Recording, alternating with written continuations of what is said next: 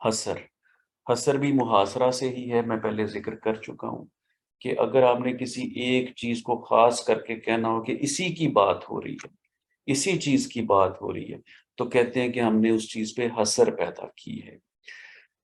بک کی سٹیٹمنٹ یہ ہے، جملے میں حسر یعنی تخصیص کا مفہوم پیدا کرنے کے لیے مبتدا اور خبر کے درمیان مبتدا کے مطابق ایک حالت رفع کی ضمیر لگائی جاتی ہے اور خبر کو معرفہ بنا دیا جاتا ہے۔ اس سے جملے میں حسر یعنی ہی کا مفہوم پیدا ہو جاتا ہے اور خبر مبتدا کے ساتھ خاص ہو جاتی ہے۔ دو باتیں اہم ہیں، ایک تو یہ ہے کہ مبتدا اور خبر کے درمیان ایک ضمیر آئے گی، اور وہ ضمیر کس کے مطابق ہوگی؟ آپ کو پتہ ہے مبتدا ایک اسم ہوتا ہے، اور وہ جو اسم ہوگا اس اسم کے ہونے کے باوجود اسی کے مطابق ایک ضمیر آپ لگا دیں گے، اور اس کے بعد ایک کام اور کرنا ہے، وہ یہ ہے کہ جو خبر ہے، جو نکرہ ہوتی ہے، اس کو اپنے معرفہ بنا دینا۔ ونس اگین میں ریپیٹ کرتا ہوں کہ اسم کے بعد ضمیر لگا دیں۔ آپ یہ جانتے ہیں کہ اسم کی جگہ ضمیر آتی ہے، لیکن یہ وہ کیس ہے جو اسم کے ساتھ ہی اس کی ضمیر آئے گی اور اس کے مطابق آئے گی، اور خبر کو آپ معرفہ کر دیں گے، تو ایسا کرنے سے حسر پیدا ہو جائے گا۔ الدعاء هو العبادت، دعا مذکر ہے، واحد ہے، ہوا اس کے مطابق ایک ضمیر آپ نے لگا دی۔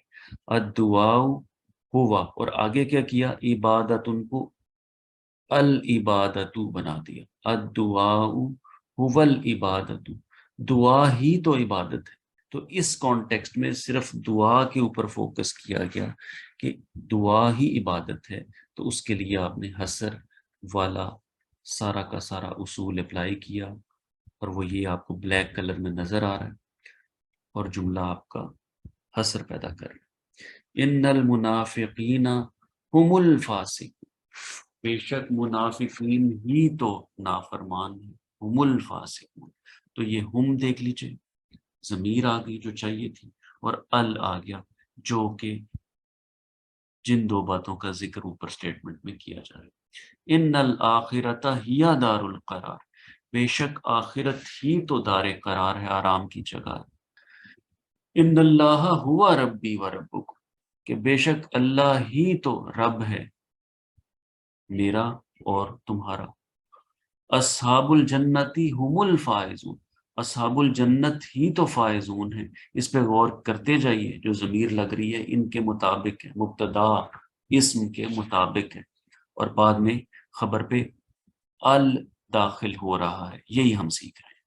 الا، بے شک جان لو، انا حزب الشیطانی هم الخاسرون، یہ انا کے آ جانے سے اب پچھلا سبق بھی جو بھی پڑھا ہے اس کو بھی ریپیٹ کر رہے ہیں، حروف ناصبہ والا۔ اللہ، اس کا مطلب بھی یہی ہے، سن لو، جان لو، خبردار ہو جاؤ۔ اللہ انا حزب الشیطانی هم الخاسرون، سن لو یقیناً شیطان کا ٹولہ ہی نقصان اٹھانے والا ہے۔ اللہ انا حزب اللہ هم المفلحون، سن لو یقیناً اللہ کا گروہ ہی فلاح پانے والا ہے۔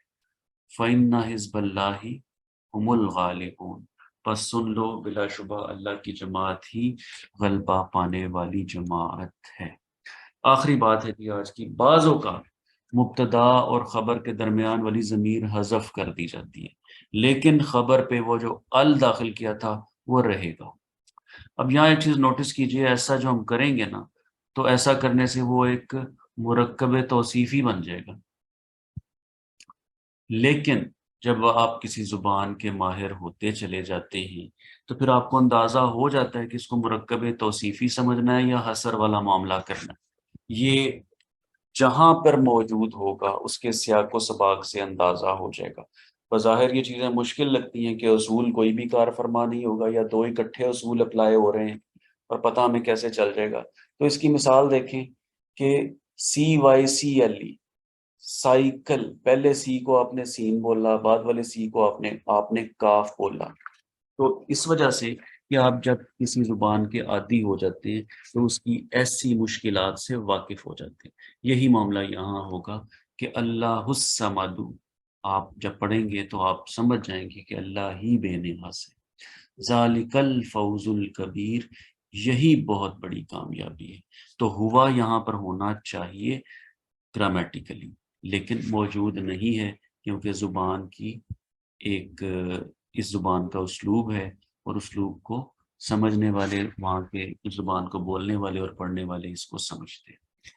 تو آج کا سبق اختتام پذیر ہوگا یہاں پر۔ انشاءاللہ تعالیٰ کل ہم اگلے سبق کے ساتھ ملاقات کریں گے۔